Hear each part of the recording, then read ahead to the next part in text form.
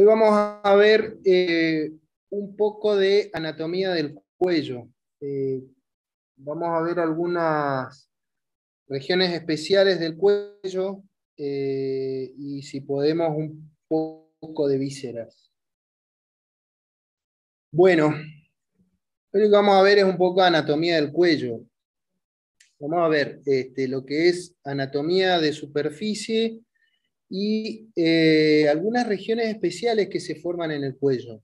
Siempre para hablar del cuello, lo importante es hacer una especie de introducción. Ustedes ya saben bastante de lo que es digamos, la estructura eh, o la arquitectura sobre la cual se construye el cuello, que es la columna cervical. Ya vamos a hacer un repasito de las eh, las vértebras especiales que tenemos ahí. Recuerdan que teníamos la cervical 1, que tiene características especiales, o el atlas, la cervical 2, que tiene características especiales también, que las diferencia de otras vértebras o axis, y la cervical 3, 4, 5, 6 y 7, que ya tienen más características habituales de vértebras, es decir, tienen un cuerpo, tienen una apófisis espinosa, tiene dos apófisis transversa, tienen pedículo, tienen lámina. Sobre esa estructura ósea es que se va a construir lo que es la región del cuello. Vamos a hacer un repaso de eso. Pero vamos a empezar por lo más importante. Para entrar de lleno al tema, lo que vamos a ver hoy es un poco de geometría también. Vamos a ver muchos triángulos. Fíjense. Vamos a recordar un poco de los músculos de la región anterior y la región posterior del cuello. Básicamente, como otras regiones de la anatomía, el cuello va a tener planos musculares. El plano superficial de la región anterior del cuello es bastante fácil porque lo único que vamos a ver es este músculo que tiene su inserción superior en el borde inferior del maxilar superior, del maxilar inferior, perdón, y de ahí se extiende a la clavícula, formando una especie de bufanda que cubre toda la región anterior del cuello. Ese músculo se llama músculo cutáneo, también llamado platisma. Es el músculo más superficial de la región anterior del cuello. Por detrás de eso, de ese músculo, vamos a ver, vamos a entrar ya en el plano profundo y básicamente vamos a encontrar en la región anterolateral del cuello ¿ustedes ven mi cursor? Sí. Bueno, vamos a encontrar a este músculo que es el esternocleidomastoideo. Que si bien su nombre es un poco largo, lo que nos está diciendo es de dónde hasta dónde va. Va desde la mastoides, acá se ve la inserción superior, la mastoides, hueso temporal, y de ahí baja y se divide en dos segmentos. Uno que va a la clavícula, cleido, y el otro que va al manubrio esternal o a la horquilla esternal, que es el esterno. Por eso este músculo se llama esternocleidomastoideo. ¿Sí? Ese sería un músculo de la región anterolateral que está por debajo del plano del platisma y que va a cubrir a otros músculos que son más profundos que ahora ya vamos a ver en un ratito. Eso sería la región anterior.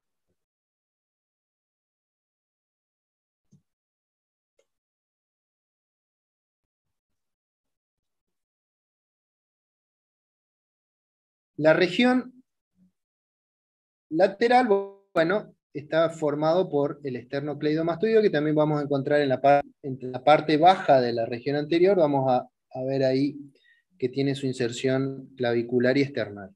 En la región posterior, básicamente también vamos a tener a un músculo que es el más superficial, que es el trapecio. que tiene su inserción en la parte baja del occipital. De ahí va y se va a insertar en la apófisis, en la espina del, del hueso del omóplato, y después va a tener inserciones en las apófisis espinosas de la columna vertebral, casi llegando allá hasta la parte baja del tórax. Va a tener una forma de trapecio, por eso se llama así. Entonces, de esa forma tenemos conformado lo que es la región anterior, lateral y posterior, plano superficial del cuello.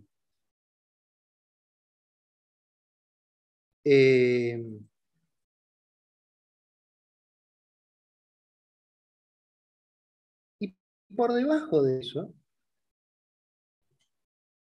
vamos a encontrar una serie de músculos que son los músculos de la región profunda del cuello, que vamos a ver dentro de un rato, que básicamente ahí vamos a encontrar a unos músculos que están en relación a un hueso, que es el hueso hioides.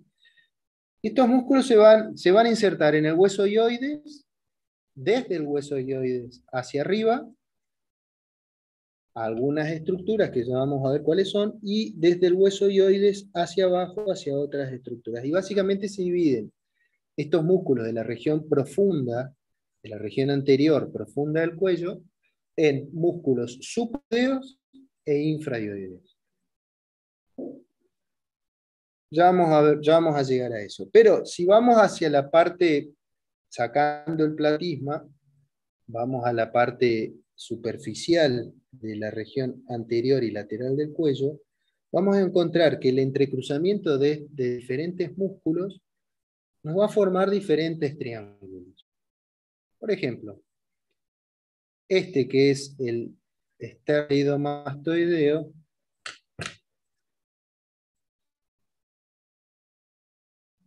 nos va a dividir a la región lateral del cuello en una región anterior y una región posterior. Cabe aclarar que el límite, digamos, medio de estas regiones lo da la fascia anterior del cuello, que está por acá. Entonces vamos a dividir el cuello en dos zonas, izquierda y derecha. Cada zona, cada lado, va a tener estos triángulos. Acá en verde claro vamos a tener algo que se llama el triángulo occipital, ya vamos a ver de qué se trata. En amarillo vamos a tener el triángulo carotídeo, en azul el triángulo muscular, en verde más claro el triángulo submentoniano y en lila el triángulo submaxilar. Ya vamos a ver de qué se trata cada uno de estos triángulos. Vamos a ver cuáles son los límites.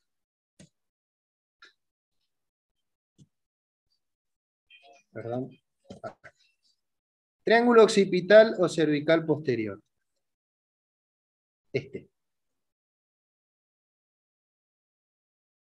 Su vértice va a ser la unión del músculo esternocleidomastoideo y el trapecio en la línea nucal superior.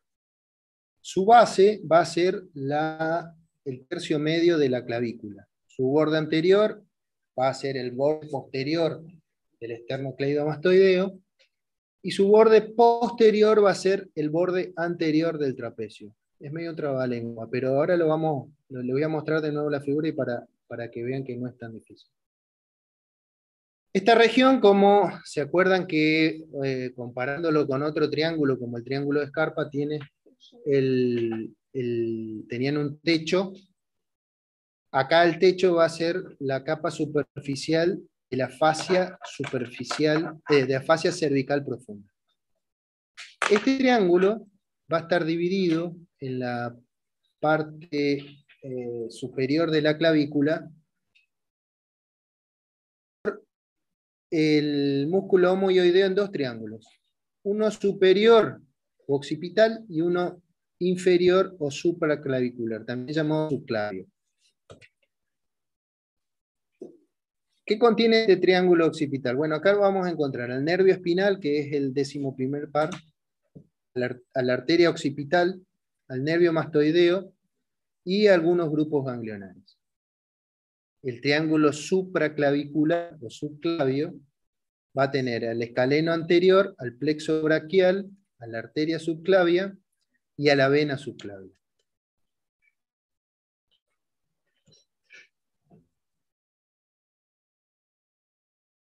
Vamos a ir para atrás.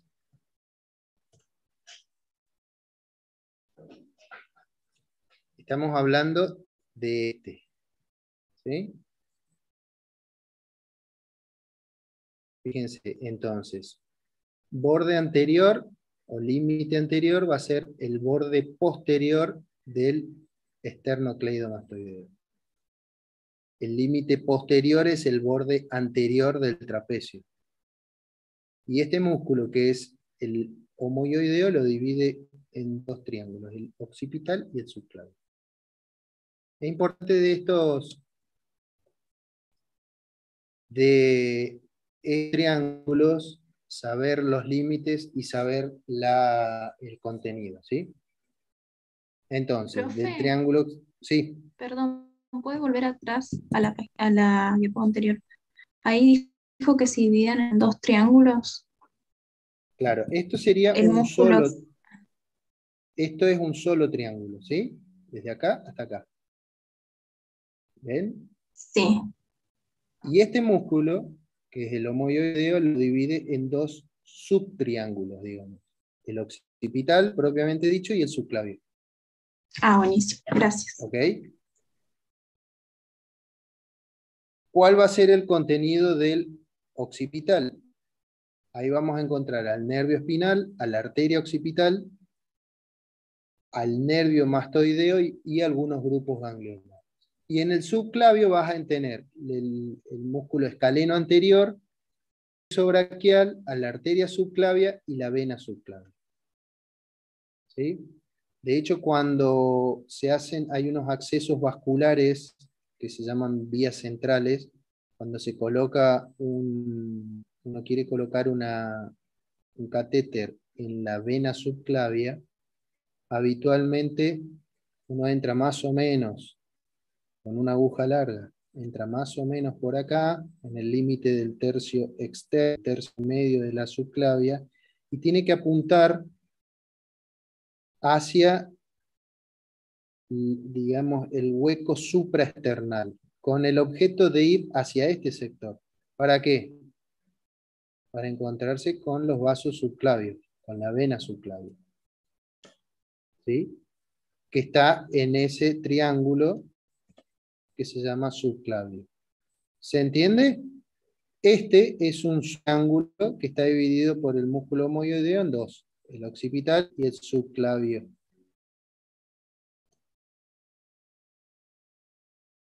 Avancemos un poquito. Vamos a ver el triángulo submaxilar. Volvemos para mostrar cuál es el submaxilar. Es este, que está en lila. El triángulo submaxilar va a tener uno de sus bordes, es el borde inferior del maxilar inferior o mandíbula. El borde posterior va a ser el vientre posterior del digástrico, que este músculo digástrico es un músculo supraioideo. Y el límite anterior va a ser el vientre anterior del músculo digástrico. ¿Qué vamos a encontrar acá? Glándulas salivales, como la submaxilar, ganglios linfáticos submaxilares. Vamos a encontrar al nervio hipogloso, al nervio miloioideo, a una parte de la arteria facial que la cruza, cruza por esta región, y a la vena facial. Triángulo submaxilar. Este músculo es el digástrico. Esto que está acá es esoioides. ¿Sí? El digástrico se inserta ahí, se divide tiene dos vientres, por eso se llama digástrico, uno que va hacia la región anterior y otro que va hacia la región posterior. y que nos va a delimitar este triángulo que es el triángulo submaxilar. El triángulo submentoniano va a estar por delante del triángulo submaxilar. Su límite anterior va a ser la línea media del cuello, o la fascia anterior, media anterior del cuello. Su límite posterior va a ser el vientre anterior del digástrico, y el límite inferior va a ser el cuerpo del hioides. ¿Qué vamos a encontrar acá? Vamos a tener ganglios linfáticos submentonianos y algunas venas que van a terminar formando la vena yugular anterior. El triángulo submentoniano. Hueso hioides, línea media cervical, vientre anterior del digástrico.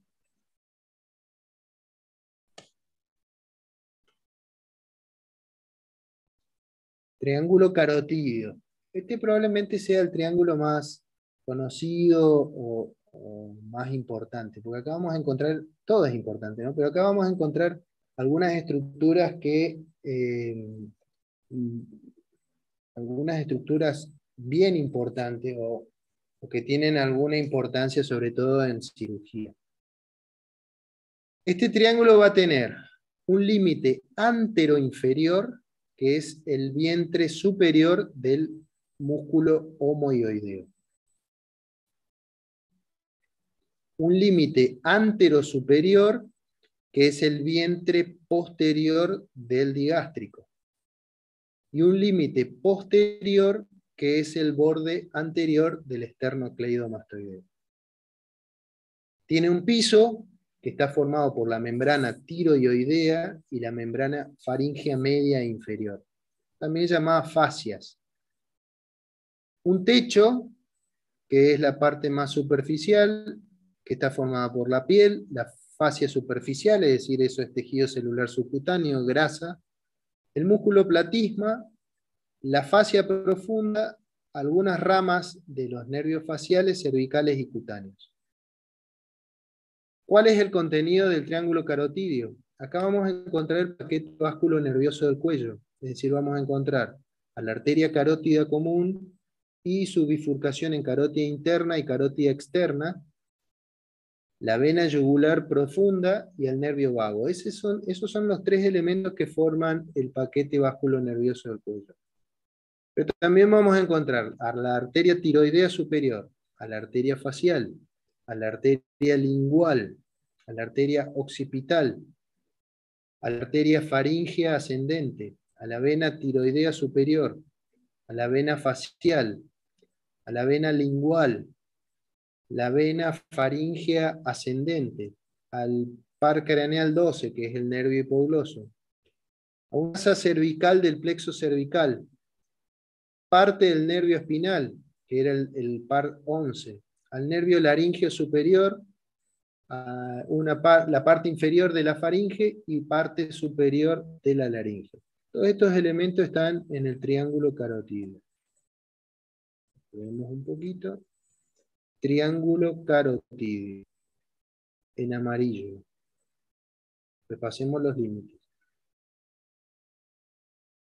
Límite anterior, el músculo homoioideo, músculo infraioideo, acá está el ioides, el homoioideo es un músculo infraioideo que va desde el hueso ioides hasta el omóplato, por eso se llama homoioideo. Ese es el límite anterior del triángulo carotídeo. Músculo digástrico va a ser su límite superior, y el límite posterior va a ser el músculo esternocleidomastoideo. Acá vamos a encontrar a la arteria carótida común. Por acá arriba se va a bifurcar en carótida externa y carótida interna, a la vena yugular y el nervio vago. Y a un montón de otras arterias que todas son ramas de la carótida externa, porque recuerden que la carótida interna no da ramas en el cuello. La carótida interna es para irrigación exclusiva del encéfalo. Recuerden que la carótida interna va a entrar por un agujero de la base del cráneo, se va a hacer endocraneana y ahí se va a formar parte de la irrigación del encéfalo. Este triángulo carotídeo es el por el que los cirujanos vasculares acceden para hacer, por ejemplo, los bypass carotídeos, para hacer las endarterectomías carotídeas, pacientes que tienen por ahí obstrucciones de la carótida y tienen un hipoflujo del encéfalo y pueden tener o tienen un riesgo aumentado de tener accidentes cerebrovasculares. Entonces, a través de este triángulo se accede a la carótida, entonces se puede hacer procedimientos quirúrgicos para hacer tratamiento de esas de esos cuadros de obstrucciones carotídeas. Esa es la utilidad de saber la anatomía, bueno, ahora estamos viendo la anatomía del cuello. Otro triángulo que encontramos en el cuello, el triángulo muscular u homotraqueal. Este triángulo va a tener un límite interno, que es la línea media del cuello, un límite látero superior, que es el vientre superior del músculo homoioideo, un límite látero inferior, que es el borde anterior del esternocleidomastoideo, un techo, que va a estar formado por todas las estructuras superficiales, la piel, fascia superficial, el platisma y la fascia profunda. Y vamos a encontrar como contenido al músculo esternoioideo, al esternocleidomastoideo, al paquete báculo nervioso del cuello, al nervio laríngeo recurrente, a la tráquea, parte inferior de la laringe, glándula tiroides y el esófago por detrás de la tráquea. Volvamos un segundo para buscar el triángulo muscular. Es este, en azul. Acá vamos a tener a la línea media, esternocleidomastoideo, músculo homoioideo, parte del hueso ioide también acá, y ahí vamos a tener acceso a las estructuras profundas de la región anterior del cuello. También ahí, no sé si la nombró, pero ahí también podemos acceder a la tiroides y a las paratiroides. Bien. ¿Están despiertos?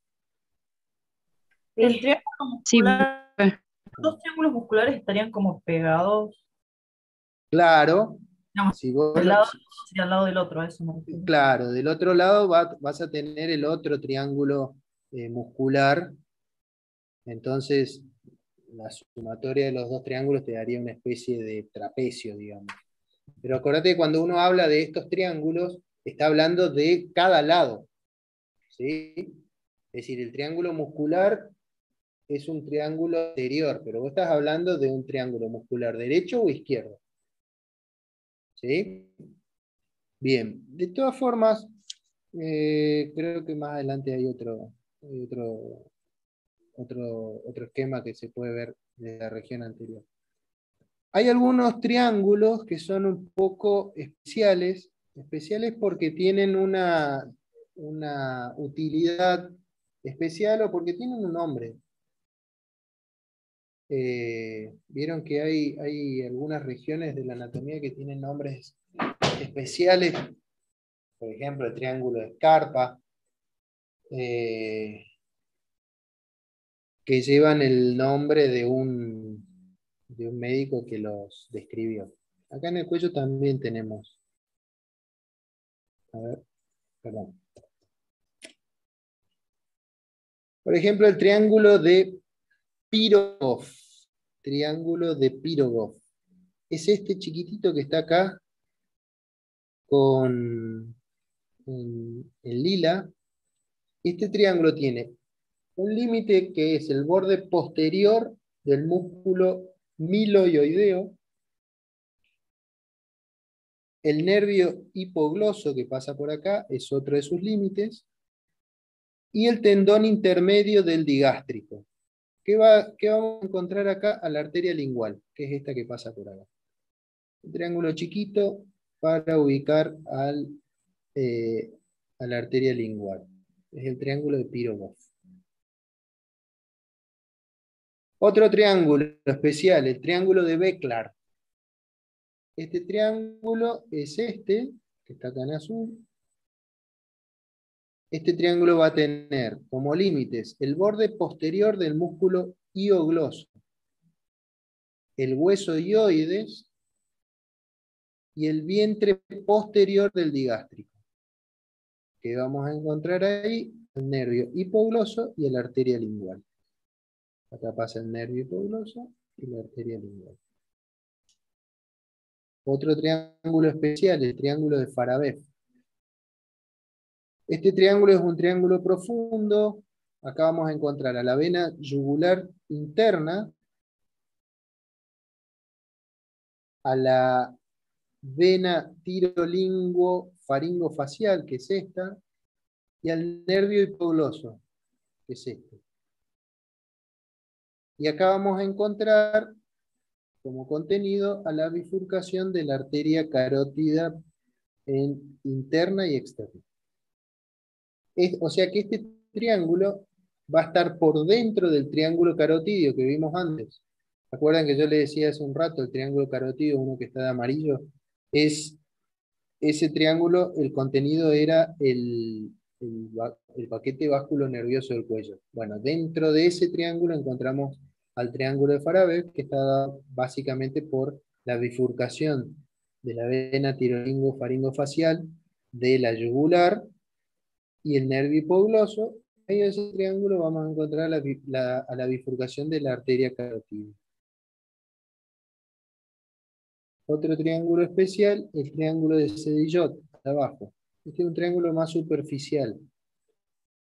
Tiene como límite al esternocleidomastoideo, o al fascículo external del esternocleidomastoideo, al fascículo clavicular del esternocleidomastoideo y a la clavícula. Es decir, es donde se bifurca el esternocleidomastoideo en un haz external y en un haz clavicular, y ahí vamos a encontrar al nervio frénico. El nervio frénico es el que va a inervar al diafragma.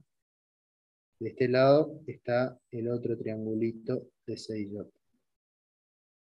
Nervio frénico también llamado diafragmático. ¿Saben por qué se llama frénico? ¿Están despiertos? Sí, sí, estamos despiertos. ¿Por qué? ¿Suena algo? No, pero está bien pensado. En realidad, vieron que la mayoría de estas descripciones son en latín.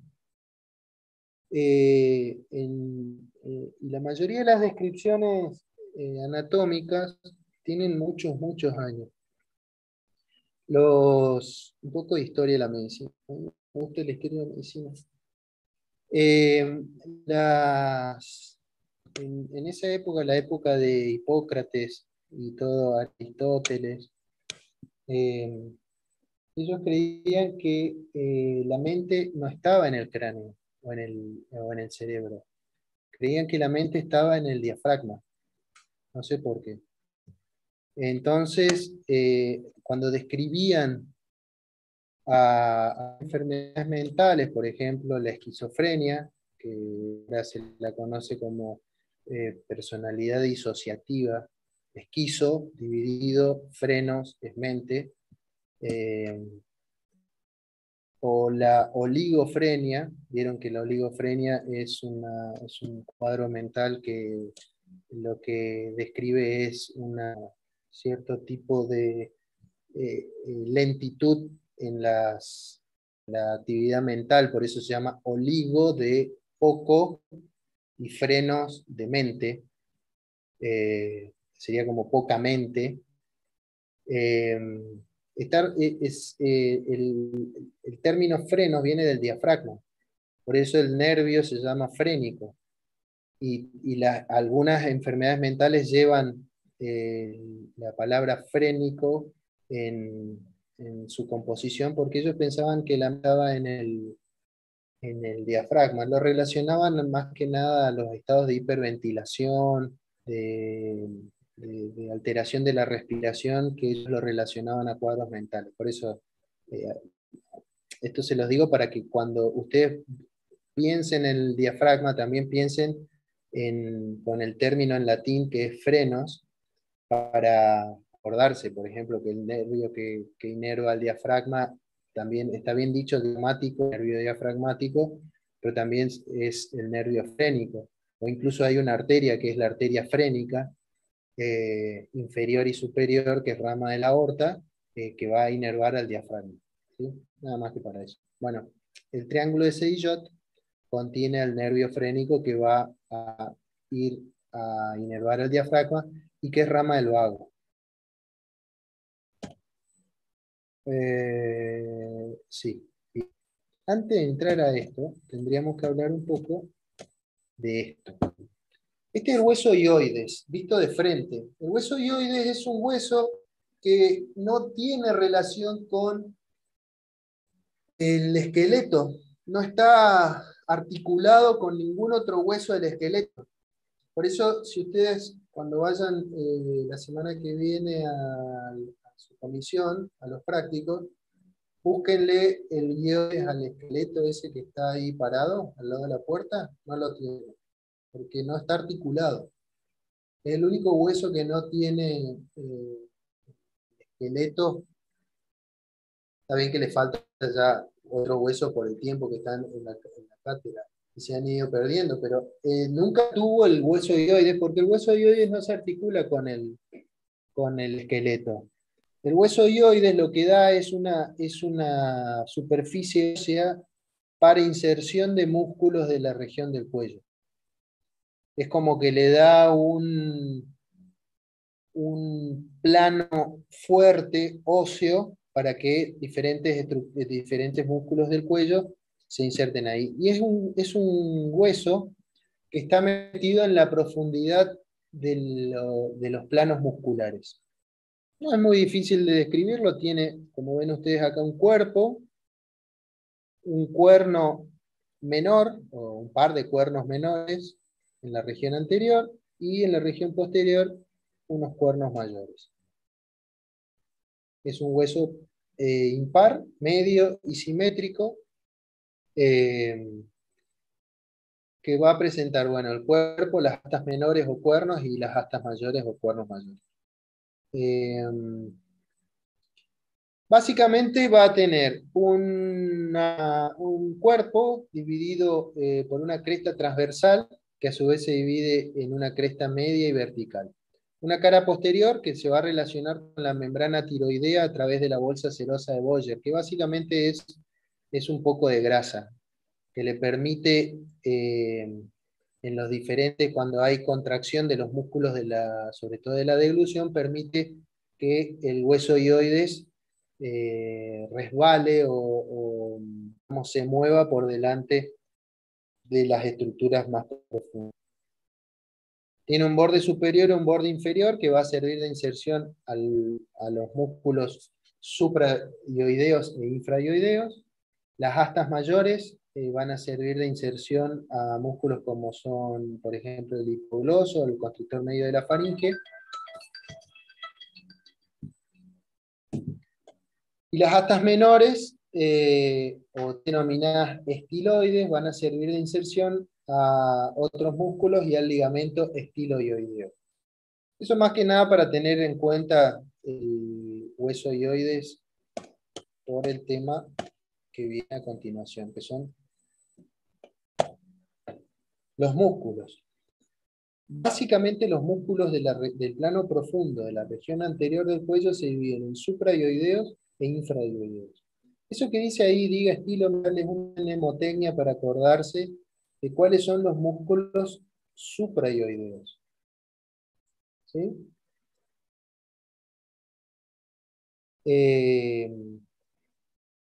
Diga son los digástricos. Estilo es el músculo estiloioideo, es este. Mi es el músculo miloioideo, que es este. Y general es el músculo genioideo. Solo vamos a ver de dónde a dónde van cada uno. Músculo digástrico. La mayoría de estos músculos te dicen de dónde a dónde van. No empecemos con el digástrico, empecemos con el estiloioideo. Estiloioideo, va desde el hueso ioides a la apófisis estiloides del temporal. Estiloioideo. En la apófisis estiloides se va a insertar en la punta de la apófisis estiloides del hueso temporal y en el hueso ioides en la cara anterior del cuerpo, o sea, el asta mayor. El miloioideo se va a Profe, insertar. Sí, ¿y el asta menor del estiloideo? ¿O no tiene asta menor? tiene puede tener algunas inserciones, pero la mayor parte de las inserciones están en la cara anterior del hueso ioide y ahí cerca del asta mayor. El miloioideo se va a insertar en la línea miloioidea o línea interna del maxilar inferior y de ahí va a bajar hasta la cara anterior del cuerpo ilioide. Y también tiene alguna inserción en lo que es la línea blanca supradioidea o el rafe aponeurótico central. La línea media del cuello, también denominada rafe aponeurótico central. El genioideo va desde el hueso ioides, la cara anterior del cuerpo del hueso ioides, hasta las apófisis geni inferiores de la mandíbula. Esto es, las apófisis geni están en la región, en la cara posterior del borde de la unión intermaxilar, digamos, por debajo del mentón, en la cara posterior del hueso maxilar inferior. Ahí están las apófisis geni, hay superiores e inferiores, el músculo genioideo va a las inferiores. Y el Pero, músculo digástrico, sí, perdón, Ah, bueno, sí, medio que lo dice ahí. De las apófisis geni son los que son como cuatro tuberculitos que están atrás. exactamente, sí. Dos de cada lado de la línea media. Ok, ok, gracias. Desde ahí van hacia el ioide. Por eso se llama genioideo, miloioideo, estiloioideo. Y el otro, que no te dice de dónde a dónde va, pero te dice cómo está conformado el músculo, es el digástrico. El digástrico va a tener dos vientres, por eso se llama digástrico, como si fuera dos panzas. El vientre posterior o mastoideo que se va a insertar en la ranura digástrica de la porción media de la apófisis mastoides, y el vientre anterior que se va a insertar en la fosita digástrica que también está en la región posterior, en la cara posterior del maxilar inferior. Y de ahí van a ir hacia el cuerpo del hueso ioides. A ver si se lo ve por acá. Acá se ve aún. Esto sería el ioides. Acá sale un tendón del músculo digástrico y el otro va para allá. Hace una especie de, como si fuera una U. ¿Sí? Esos son los músculos supraioideos. Los infraioideos, la mnemotecnia es este homo está tirado.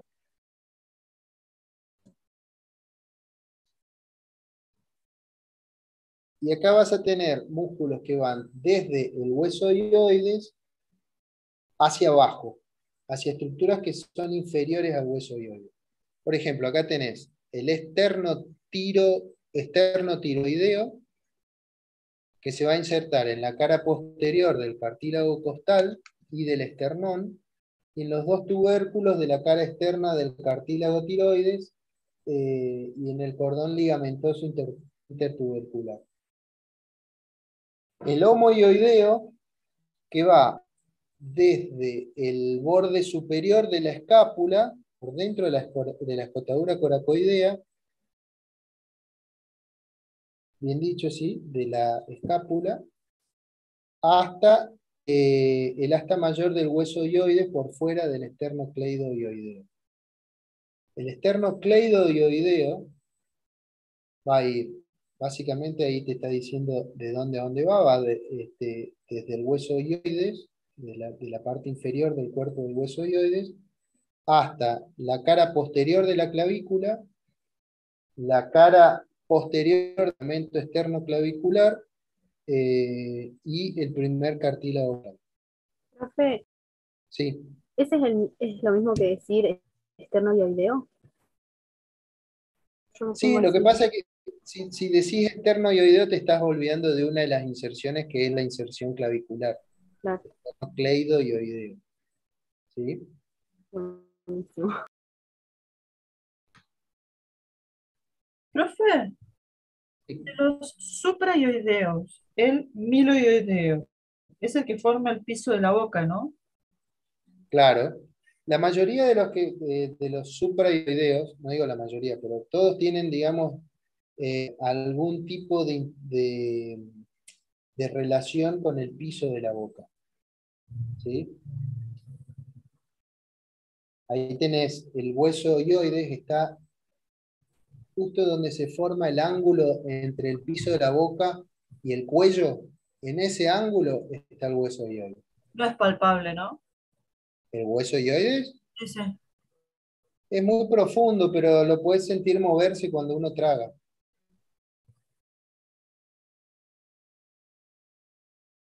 Chu. ¿Se siente? Sí, sí. Sí, sí.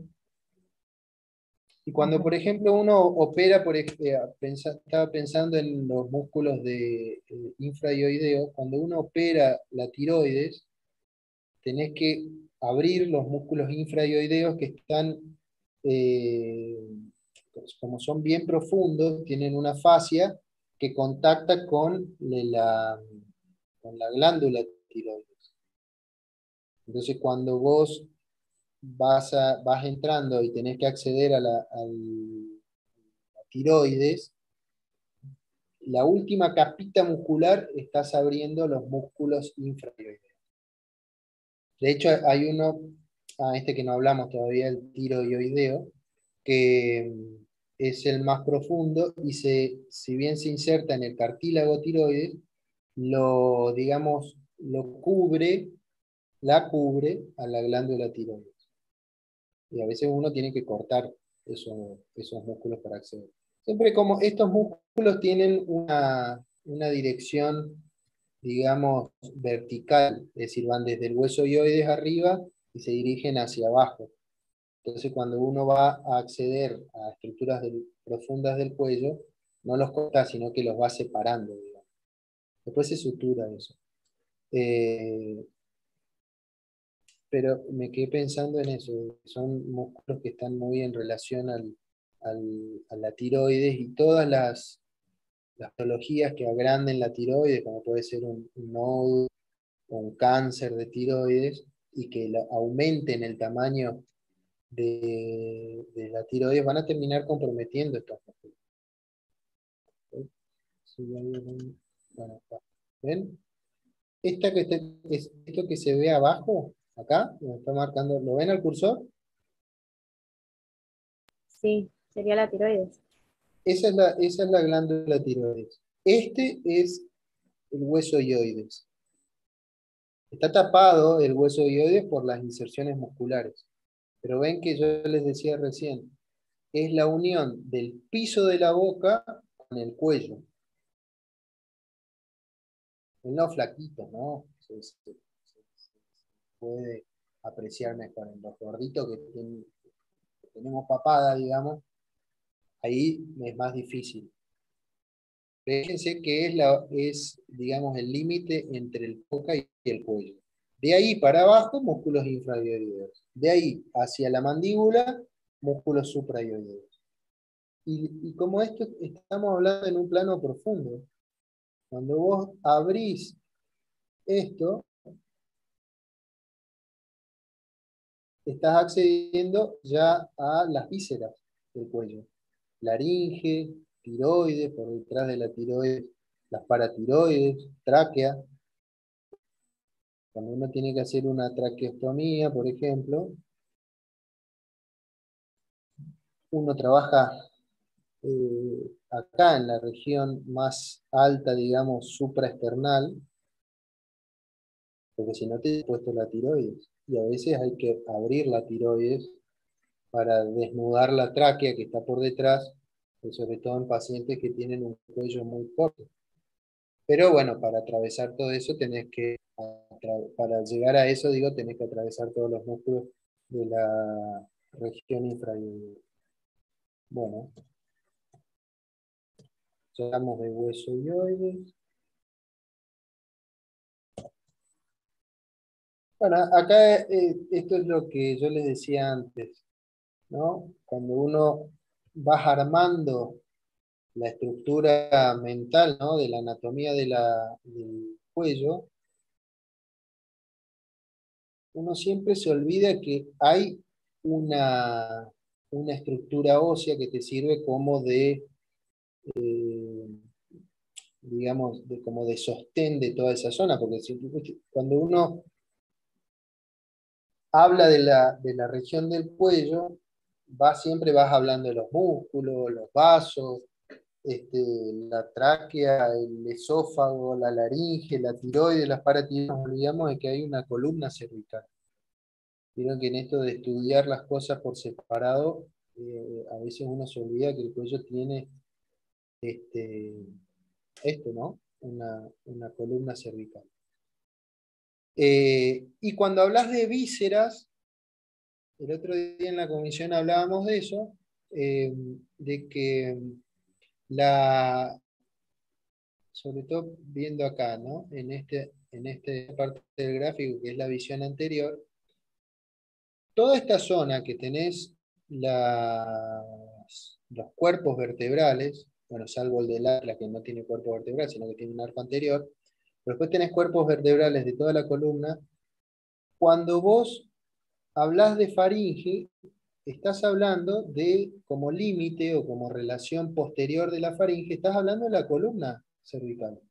De hecho, si ustedes ahora abren la boca bien grande, se meten un dedo en la boca, tratando de tocar la parte posterior de la orofaringe, sin que le dé náusea, porque todo eso tiene reflejo del vómito, pero si vos haces eso, vas a tocar con el dedo el cuerpo vertebral de segunda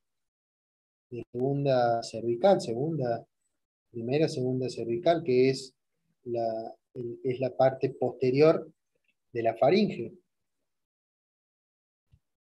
Yo les decía a los alumnos la vez pasada de que de hecho una de las proyecciones que se hacen en rayos para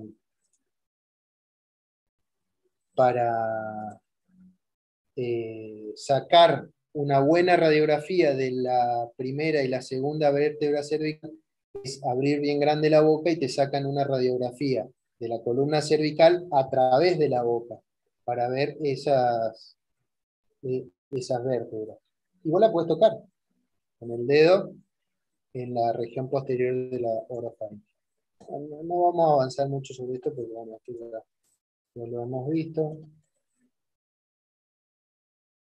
poco de Atlas, un poco de Axis.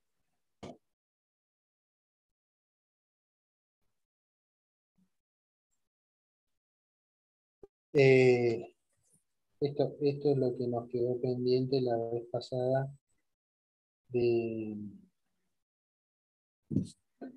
fonación. Chicos, recuerden que esto no es todo lo que hay que saber de laringe o de lo que estamos hablando. El teórico es una especie de tráiler de lo que van a ver la semana que viene. Si uno tuviera que dar una clase detalle por detalle de todas las estructuras de todo lo que trae lo que ustedes ven en el práctico, no te alcanza el teórico.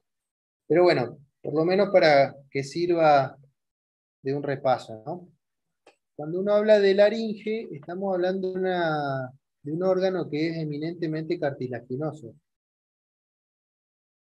La laringe es un órgano que está conformado básicamente por 9 cartílagos. 2 muy grandes, que son el cartílago tiroides y el cricoides. El tiroides es el más grande, el segundo es el cricoides. Y después tenés una epiglotis, 2 cartílagos aritenoides, 2 cartílagos cuneiformes y 2 cartílagos corniculares. Básicamente, ¿sí? Estamos hablando de una estructura que, ubicada en el cuello, va a estar más o menos a la altura de C3, C4, C5 y C6, más o menos. Es un órgano que, obviando las diferencias de género y las diferencias de tamaño, más o menos mide 5 centímetros de longitud. Tiene 2 músculos que forman una V, que se denominan pliegues vocales o cuerdas vocales, pero que en realidad tienen una forma como de membrana, y que tienen la función de originar la voz. Pero también tiene una función secundaria, que es la de trabajar como un esfínter respiratorio. Si uno traga algo y accidentalmente eso se va hacia la vía respiratoria, va a quedar, depende del tamaño, pero va a quedar atrapado entre las cuerdas vocales, ¿sí? A eso se refiere cuando uno habla de esfínter respiratorio. Es una especie de defensa para algún cuerpo extraño que pueda llegar a caer dentro de la laringe. Básicamente la laringe va a tener ligamentos que se denominan extrínsecos, que unen la laringe a otras estructuras, y ligamentos intrínsecos que van a unir los diferentes cartílagos entre sí. Y después hay músculos laríngeos. Tenés músculos laríngeos que se denominan constrictores, que los más importantes son el cricoaritenoideo lateral, el tiroaritenoideo y el aritenoideo. Músculos laríngeos dilatadores, que el más importante es el cricoaritenoideo posterior. Músculos laríngeos tensores, como el cricoaritenoideo y el tiroaritenoideo, que van a tener participación con fibras vocales. Y 3 regiones dentro de la laringe. Una se denomina supraglótica, que como el nombre lo dice, está por encima de la glotis, la región glótica y la región subglótica. Esto tiene importancia porque cuando uno tiene un paciente intubado, cuando habla de intubado, habla de un paciente que tiene un tubo orotraqueal y que obviamente ese tubo va a pasar por la laringe. Dependiendo, ese tubo que habitualmente se conecta a un respirador, va a atravesar la región glótica y no va a permitir que la glotis baje, porque está el mismo tubo, o sea, impidiendo una de las funciones más importantes que tiene la glotis, que es de cerrar la laringe.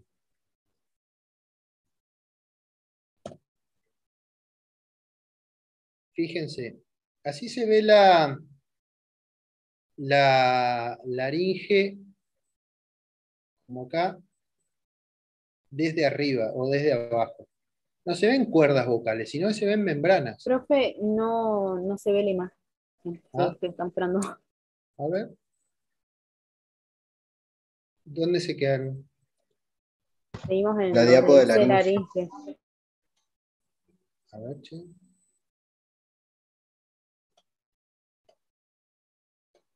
¿Ahí? Ahora sí. Ahora sí. Les decía que este dibujo que está acá, a su derecha, es como se vería una laringe desde abajo o desde arriba. no se ven cuerdas vocales, sino que se ven membranas. Esas son la mal llamada cuerda vocal. Estas membranas, cuando habla, vibran y dan cierto tipo de tono de la voz, que también va a estar influido el tono de la voz por otras estructuras que son extralaringes, como son los senos.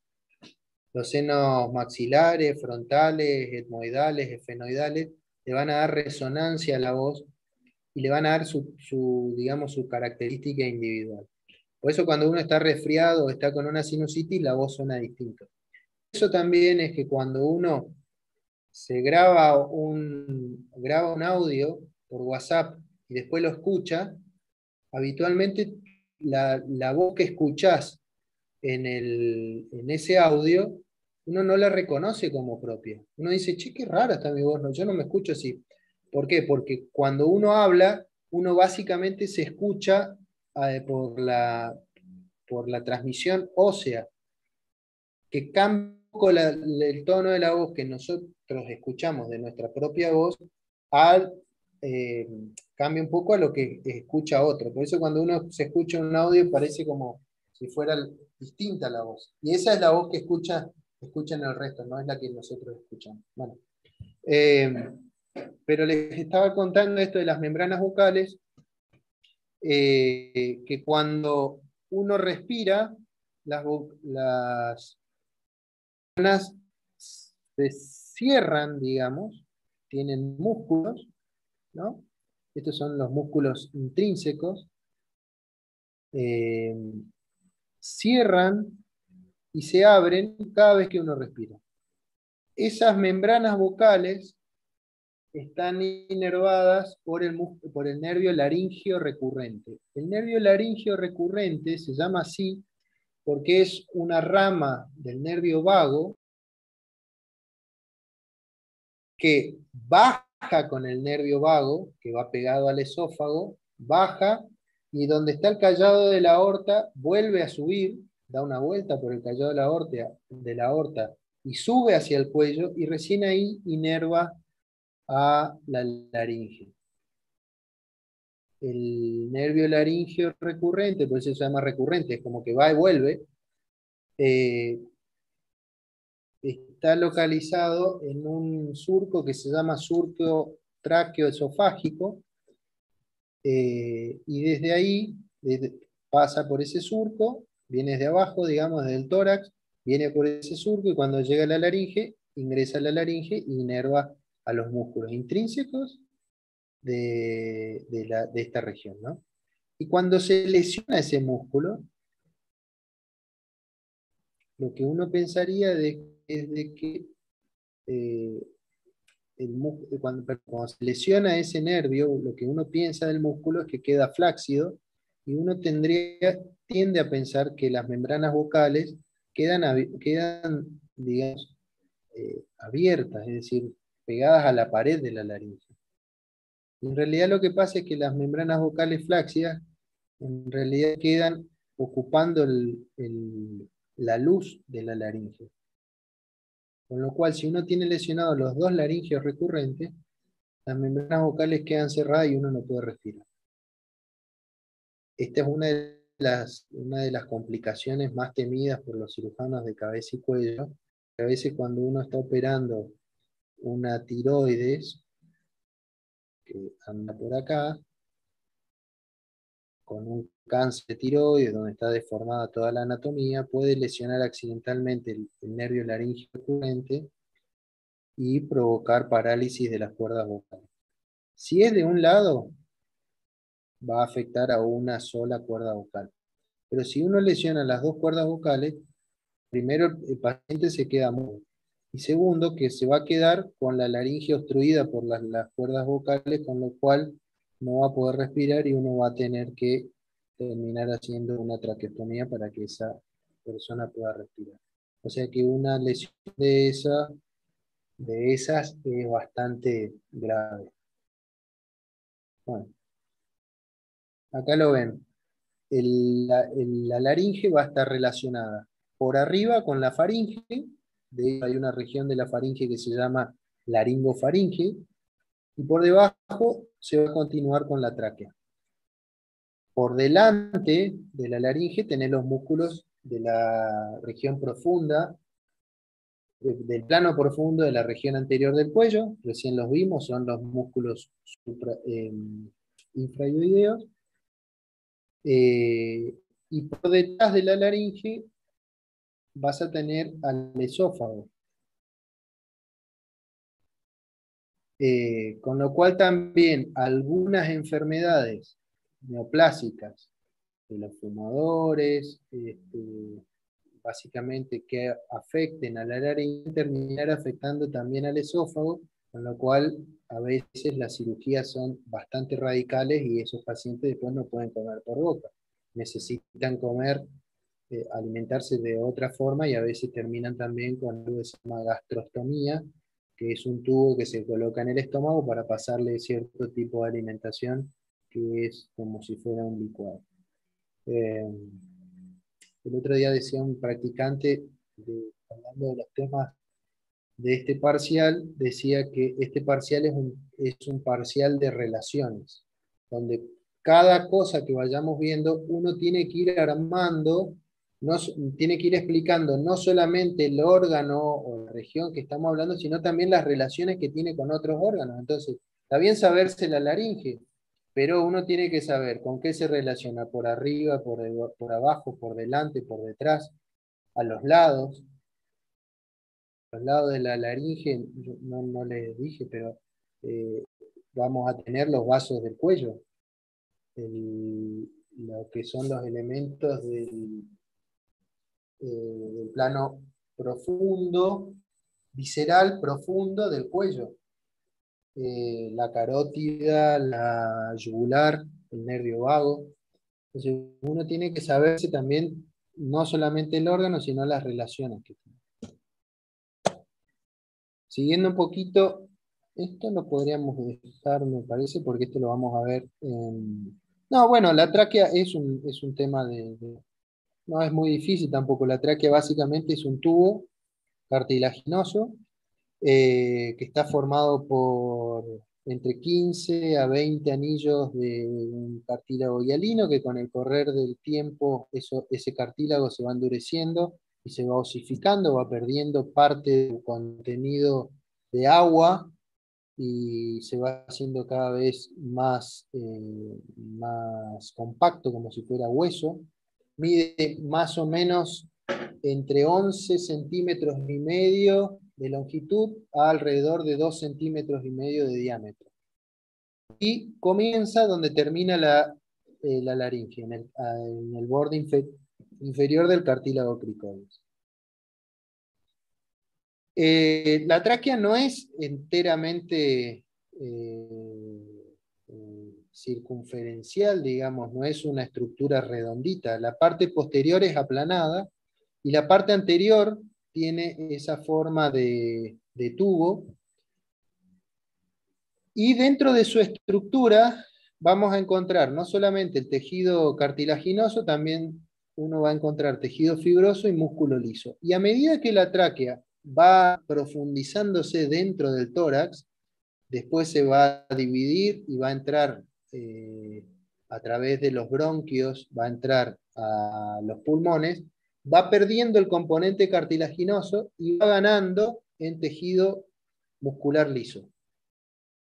¿Qué relaciones tiene la tráquea? Por delante vamos a encontrar, bueno, la tiroides, vamos a encontrar a los músculos de la región profunda del cuello, a los músculos infraoideos. También va a tener relación con las venas tiroideas inferiores, con la yugular profunda o interna, yugular interna, la carótida, el nervio vago. Y posterior va a tener una íntima relación con el esófago. El esófago va pegado a la pared posterior de la tráquea. Y con el nervio laríngeo recurrente que va por ese surco que yo les decía hace un ratito, que es el surco tráqueo-esofágico. Ahí se ve, miren. Esto es la tráquea. la región anterior de la tráquea y la región posterior, que básicamente tiene en su estructura mucho de cartílago, pero también tiene músculo liso. Músculo liso que, si ustedes no sé si lo vieron ya en histología, pero el músculo liso no responde a la voluntad. Uno puede contraer y relajar el músculo estriado, pero el músculo liso no. Con lo cual, el músculo liso cuando se contrae, involuntariamente por supuesto, va a provocar que la luz de la tráquea disminuya. Por eso también a veces pasa que en algunos cuadros alérgicos o shock anafiláctico, se le llaman los cuadros alérgicos muy graves, se producen a nivel, no tanto de la tráquea, pero sí a nivel bronquial. La tráquea se va a continuar después con los bronquios, se produce una contracción del músculo liso, con lo cual se cierran los bronquios y se produce lo que se llama el broncoespasmo, ¿sí? Como en algunas enfermedades como el asma o alguna cosa de esa, y que responden los corticoides o broncodilatadores, que lo que hacen es relajar la musculatura lisa. Bueno, y ahí tienen algunas relaciones de la tráquea. Faringe. ¿Qué hora es? 6:10. Bueno, 20 minutos más, 15 minutos más y terminamos.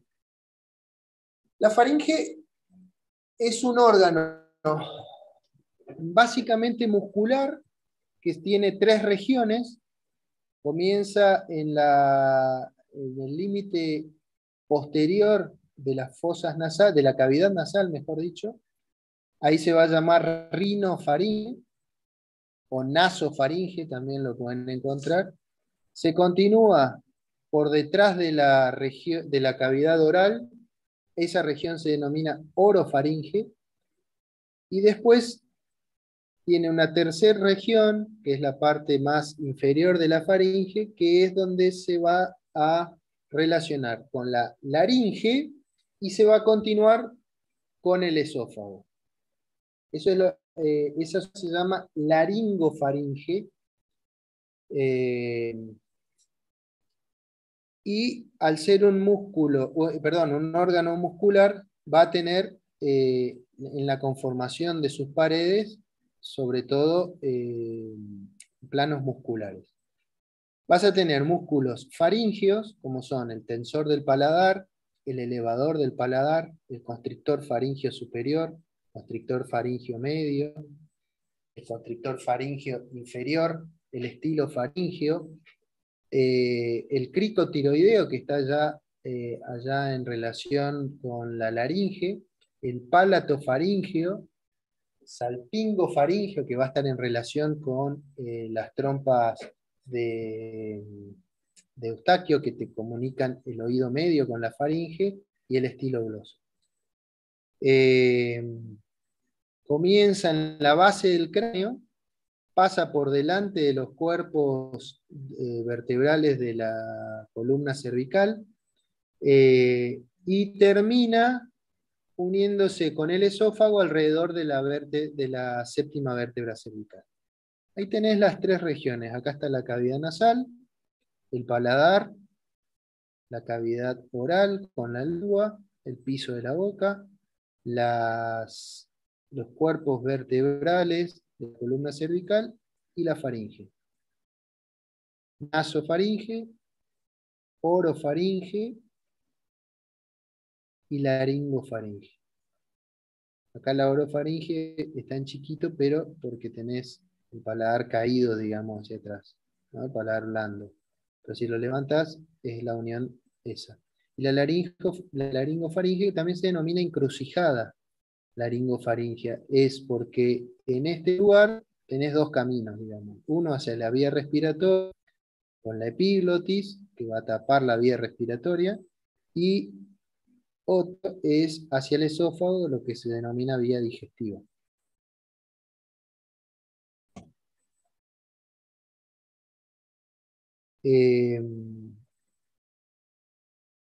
A continuación de la faringe vas a tener al esófago. El esófago, que cuando uno lo relaciona, cuando uno piensa en el esófago, pensás más en un órgano que es le da más a la vía digestiva, al tórax o al abdomen, pero en realidad el esófago es un órgano tan largo que tiene tres regiones: una región cervical, una torácica y una abdominal. La más grande es la región torácica, y la región cervical y la abdominal son las más cortitas. De hecho, la región cervical se va a extender la sexta o séptima cervical hasta la entrada al tórax, que se da en la torácica 1. Son unos pocos centímetros, aproximadamente 5 centímetros. Es un órgano muscular también, cuya función es transportar el bolo alimenticio desde la faringe al estómago. Con lo cual vas a tener una pared del esófago gruesa, con componente muscular, de musculatura lisa. Va a tener una relación hacia adelante con la cara posterior de la tráquea y hacia atrás con la cara anterior de la columna vertebral.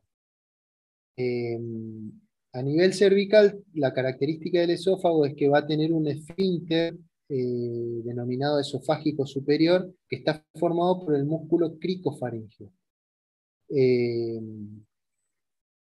Y bueno, va a estar irrigado por la arteria esofágica superior, que es rama tiroidea inferior, que es rama de la arteria subclavia. E inervado por ramas del nervio laríngeo recurrente y ramas del nervio vago. Esto es la faringe, y acá ya se comienza con el esófago. Acá tienes músculos de la faringe, algunos músculos, sobre todo los músculos constrictores, superior, medio y inferior. Y el esófago, ahora tenés nasofaringe, orofaringe, laringofaringe, y esto que se ve acá atrás de la tráquea es lo que sería el esófago cervical. ¿Sí? ¿Hasta acá alguna pregunta?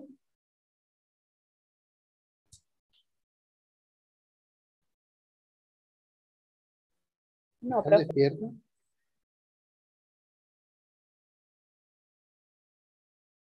Bueno.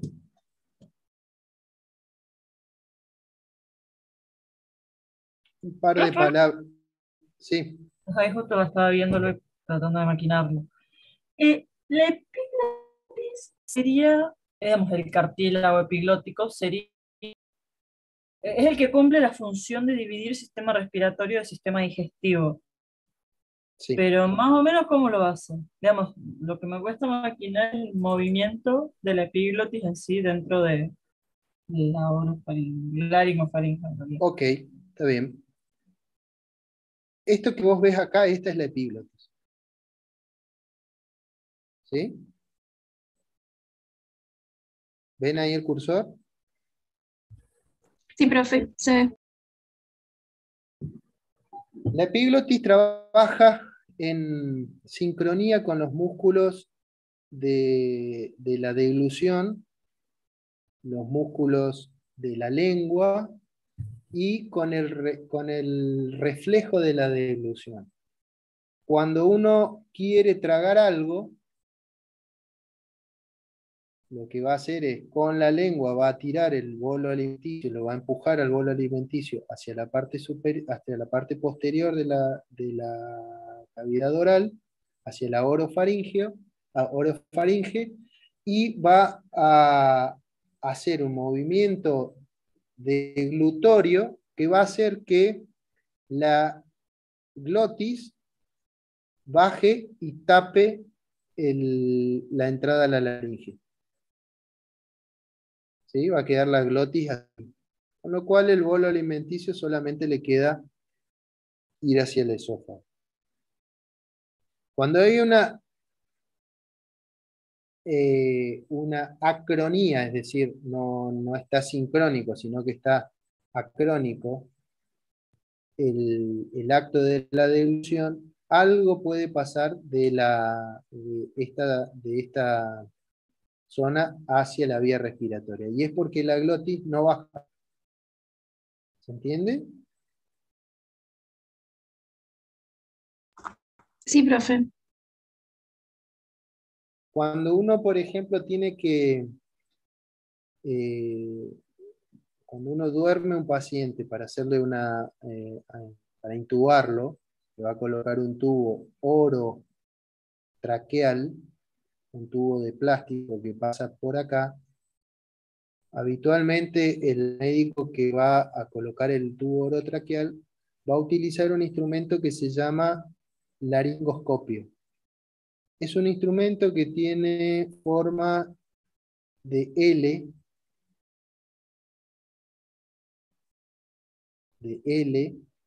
o una L más abierta, como si fuera así. Ese tubo, ese procedimiento se hace con el paciente acostado boca arriba en la cama y con la cabeza en hiperextensión, es decir, la cabeza bien para atrás, como si quisiera mirar hacia arriba.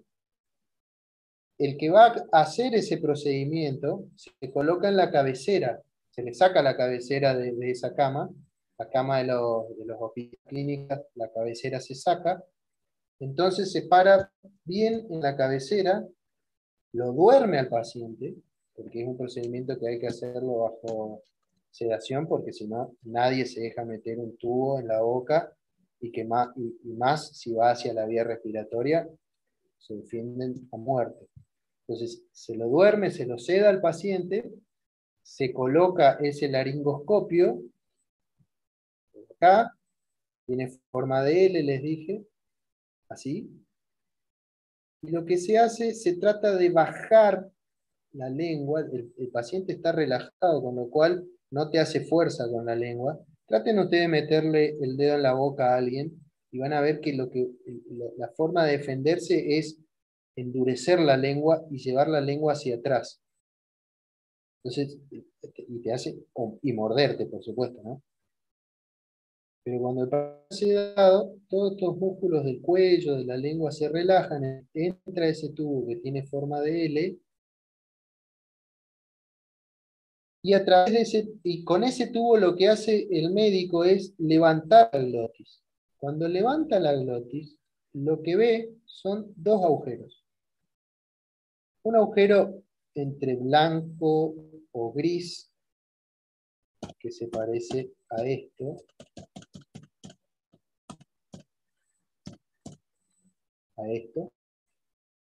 que esa es la laringe.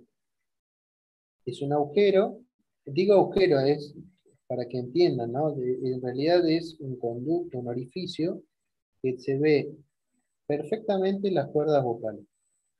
Cabe aclarar que ese laringoscopio con forma de L tiene una luz en la punta, porque adentro está todo oscuro. ¿Sí? Hay que tener un instrumental que tenga luz. Entonces, con esa luz, el médico ve un orificio que tiene esta forma, que es de color blanco o gris, y otro orificio que es posterior a ese, que tiene un color rosado. El orificio blanco o gris, que tiene esta forma como de V, de corta, eso es la laringe. Y el orificio posterior a la laringe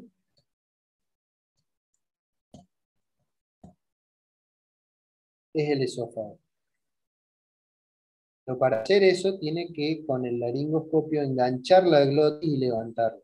Entonces cuando ve esos dos orificios sabe que tiene que ir con el tubo hacia la entrada a la laringe y de ahí pasa a la tráquea. Ese tubo mide más o menos 25 o 30 centímetros y más o menos tiene que entrar y está medido en centímetros, desde 0 a 30, empezando por la punta que va a entrar, con lo cual con que queda 18 más o menos, 18, 20 en la arcada dental, está bien. Esa es la forma de colocar un tubo orotraqueal. ¿Por qué explico esto? Porque es para que comprendan cuál es la función de la glotis. Recuerdan que recién le decía que la laringe tiene básicamente tres regiones: epiglótica, glótica e infraglótica. O sea, la glotis te va a determinar la región. La epiglotis está acá. Esta es la región glótica, que es donde está la glotis, que es un cartílago, y la región infraglótica, o subglótica. Hay que levantar la glotis para poder pasar una estructura. Si no, no puedes entrar a la laringe. Y esa glotis se mueve sincrónicamente con los movimientos de ilusión. Por eso uno no puede hablar o no puede respirar cuando está tragando, porque la glotis está cerrada, con lo cual no hay movimiento de aire, eh, porque la glotis está cerrada. Todo lo que vos tragues va a ir hacia el esófago. Si Profe, vos en el momento, termino esto y me decís, si vos en el momento de tragar te estás riendo o haces fuerza para respirar o lo que sea y se levanta la glotis, algo de lo que tragues va a ir hacia la vía respiratoria y te va a provocar el mecanismo de defensa que es la tos. ¿Sí? Sí, decime.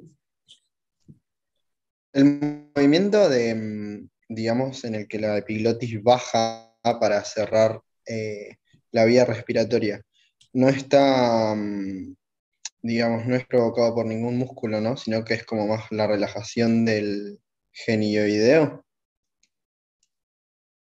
El genioideo es del piso de la boca, ¿no? Estamos hablando acá. No, sí, eso tiene músculos glóticos. Esos son los músculos intrínsecos que yo decía hace un ratito. Los músculos intrínsecos también tienen participación de los músculos extrínsecos, pero lo que hacen los músculos es bajar la glotis. ¿Sí? Eh, no te sé decir exactamente si el genioideo tiene o no participación en el movimiento de la glotis, pero sí que hay músculos de la laringe que participan en ese movimiento. Lo que sí es un movimiento que no es voluntario, es decir, es un movimiento reflejo. Yo no puedo voluntariamente con la mente mover la glotis. Sí, ustedes sentados acá pueden pensar y pueden poner tenso el bíceps o un músculo del abdomen, pero no podés tensar o cerrar la glotis a voluntad. Es un músculo que trabaja involuntariamente y que trabaja según reflejos. La otra vez hablando en la comisión, yo les explicaba que a veces a pacientes que tienen accidentes cerebrovasculares y que tienen afectación del nervio hipogloso o del gloso faríngeo, que son nervios que van a inervar músculos que tienen que ver con la deglución, pueden afectar, si el accidente cerebrovascular afecta a esos nervios, van a estar afectados los músculos de la deglución, con lo cual ese paciente va a tener trastornos de la deglución, con lo cual va a tener problemas respiratorios cuando come. Lo cual, esos problemas, ese trastorno deglutorio que puede mandar alimento hacia la vía respiratoria, puede evolucionar hacia alguna neumonía, que se llaman neumonías por broncoaspiración, que pueden ser neumonías graves. Con lo cual, ese paciente no va a poder comer por sus propios medios hasta rehabilitar. A veces rehabilitan la deglución, que se va haciendo de a poco, pero si no lo rehabilita, de alguna forma va a haber que alimentarlo, ya sea por una sonda nasogástrica, una sonda que pase por la nariz y vaya hasta el estómago, o lo que yo les había contado hace un rato, algo que se llama gastrostomía, que es un tubo, una cirugía que se coloca en el estómago y sale por la pared anterior del abdomen y a través de ese tubo uno lo puede alimentar con cierto tipo de preparaciones especiales que básicamente son licuados. No sé si contesté tu pregunta.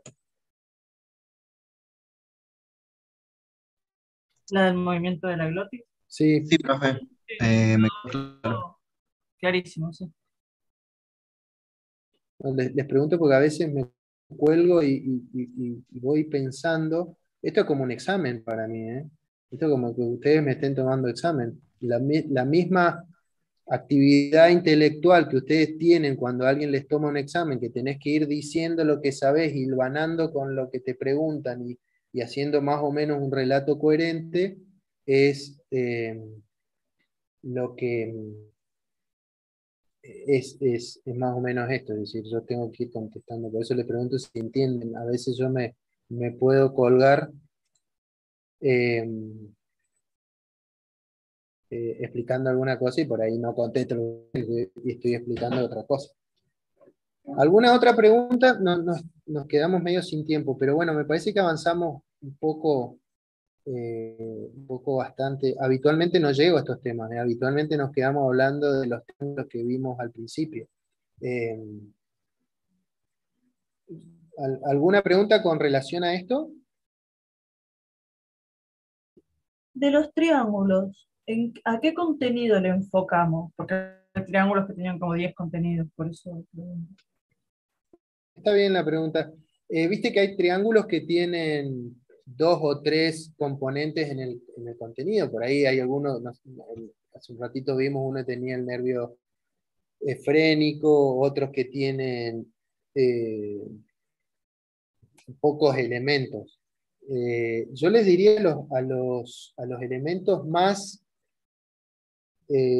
importantes, por decirte, si cuando hablas del triángulo carotídeo, te acordás de todas las ramas arteriales de la carótida común y no nombrás el paquete vasculonervioso del cuello, y medio que te está faltando el 75% de lo que es el contenido del cuello. Es decir, lo más importante es el paquete vasculonervioso del cuello. Eh, Básicamente es eso, pero ahí a veces uno no se acuerda de la ramita del nervio de no sé qué, bueno, no importa, pero sí acordarse que en el triángulo carotídeo lo más importante, aparte el nombre te está diciendo, ¿viste? Es el triángulo carotídeo, tenés que nombrarla la carótida. Carótida, yugular interna, nervio vago, puedes acordarte algunas ramas de la carótida, algunas ramas de la yugular interna, pero hay que nombrarla eso, ¿sí?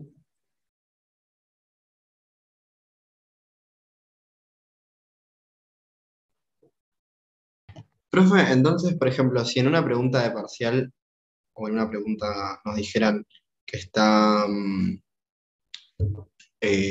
lacerado, herido el nervio vago, la consecuencia directa sería que se obstruye la vía respiratoria y o eh, se impide la fonación. Sí, el nervio vago en realidad viste que tiene, uno lo conoce como vago, pero en realidad el nombre es neumogástrico. Es un nervio troncal, es decir, es como un nervio del cual van a salir ramas nerviosas que van básicamente hacia el tubo digestivo, de ahí viene lo de gástrico, y hacia la vía respiratoria, de ahí viene lo de neumo. Neumogástrico significa vía respiratoria y vía digestiva. Vas a tener muchas otras cosas más aparte de eso, ¿sí? El, acordate que el laringio recurrente, que es rama del neumogástrico, es el que va a inervar al, eh, a la laringe. Ese es el que tiene más importancia, ¿sí? No creo que nadie te pregunte lesión del vago, porque uno tendría que decir, bueno, ¿a qué nivel? Imagínate que es un nervio que va desde el esófago hasta prácticamente el intestino grueso, entonces, dependiendo del nivel, va a ser el tipo de consecuencia que tenga. Pero si te quieren preguntar puntualmente sobre fonación o sobre vía respiratoria alta, glotis y todo eso que hablamos recién, hay que nombrar al nervio laringio recurrente, que es rama del vago. Bien, gracias. ¿Y a qué altura más o menos se dijo? O sea, ¿a qué altura sale la rama laringio El laringio recurrente, ¿ahí me ves? Sí, Sí, sí. El laringio recurrente se llama así, ¿por qué? Porque es recurrente. ¿Qué, qué entendés vos cuando alguien dice que algo es recurrente? Como que va y viene. O que claro, o que es recurrente es esto. Llovió, se mojó, cayó agua del cielo, estaba húmedo y también llovió. Eso es ser recurrente, es decir, es varias veces lo mismo, ¿no? El laringio recurrente se llama así porque inerva la laringe, pero también porque cuando más o menos a la altura de la laringe se desprende el nervio vago, pero no entra directamente, sino que sí con el nervio vago entra al tórax y cuando el nervio vago va pegado al esófago. Cuando el esófago pasa por al lado del callado de la aorta, ahí el nervio laríngeo recurrente da la vuelta, lo pasa al callado de la aorta y sube de nuevo hasta el cuello y ahí recién entra a la laringe. Por eso se llama recurrente, como que va y viene. ¿Sí? El laringio recurrente se desprende del vago más o menos a la altura de la laringe, pero sigue con el vago y cuando llega al tórax da la vuelta por el callado de la aorta y vuelve a subir y recién entra a la laringe. No sé si te contesté. Sí, sí, sí. Gracias. Bueno, de todas formas, esto que cuando uno da, les digo por esta clase, pero también por las próximas clases, uno no toca todos los temas en los teóricos. Si no, darías un teórico que ya no es un teórico, sino que es una clase magistral, eh, dando detalle por detalle todas las cosas de todos los temas que ustedes tienen que ver y la clase duraría 6 horas. Con lo cual, nadie aguanta una clase, un teórico de 6 horas.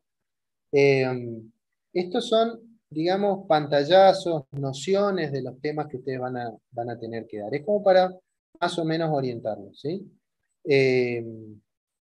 Yo les recomiendo siempre, lean los libros teóricos, miren los atlas, compárenlos con lo que te va contando el teórico, y después mírense algún video de YouTube donde hablen de estos temas, ¿no? Si vos pones ahora anatomía del cuello, te van a aparecer un montón de videos, en inglés, en español. Te puede servir como para entrar al tema o cuando ya lo estudiaste, como para hacer una cosa final, como para más o menos ver cómo contar de qué se trata ese tema. ¿Sí? Bueno, chicos, listo, damos por terminado el teórico. Estudien, vienen temas buenos, vienen temas lindos, así que aprovechenlo y nos veremos. Bueno, profe, gracias. Chao. Chao, Buen profe, fin de. gracias. Gracias, profe.